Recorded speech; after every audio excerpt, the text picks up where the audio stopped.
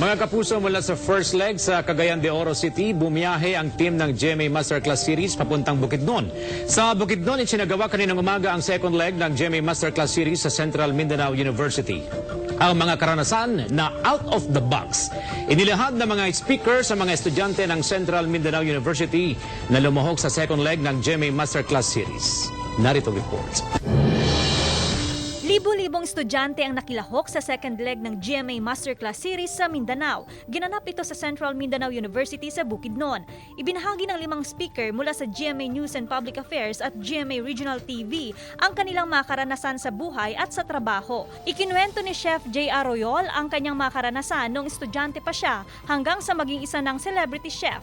You should hold on to who you are. Kasi kahit anumang profesyon ang dalhin ninyo balang araw, kung hindi kayo totoo sa sarili ninyo, mahihirapan kayo.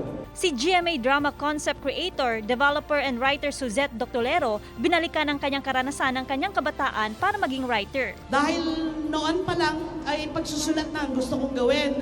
So habang nasa college, pumalaot na ako sa pagsusulat. Talagang lumabas na ako dahil talagang may gutom sa loob ko. Don't kill that fire in your soul.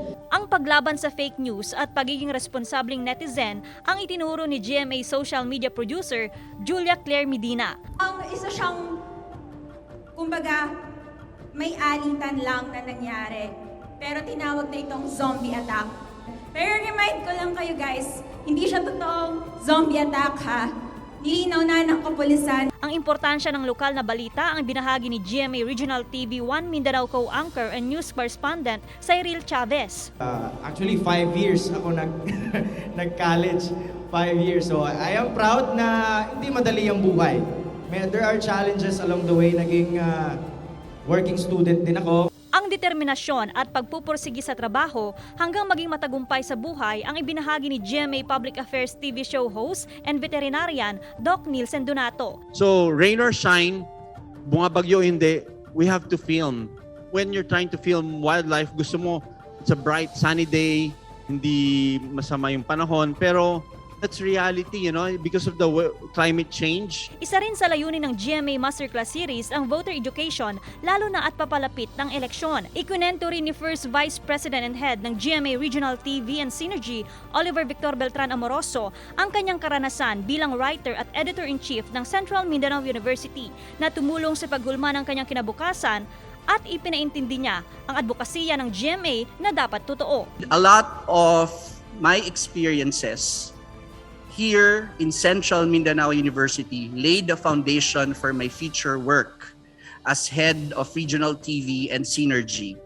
They activate like an inner voice that always reminds me that despite being the so-called nerve centers of media and production, we must never neglect people and stories from the peripheries. Nagpapasalamat ang mga estudyante ng Central Mindanao University sa kanilang natutunan sa Mindanao leg ng GMA Masterclass Series. Having you here in Busuan, we learn a lot, especially in doing fact checking.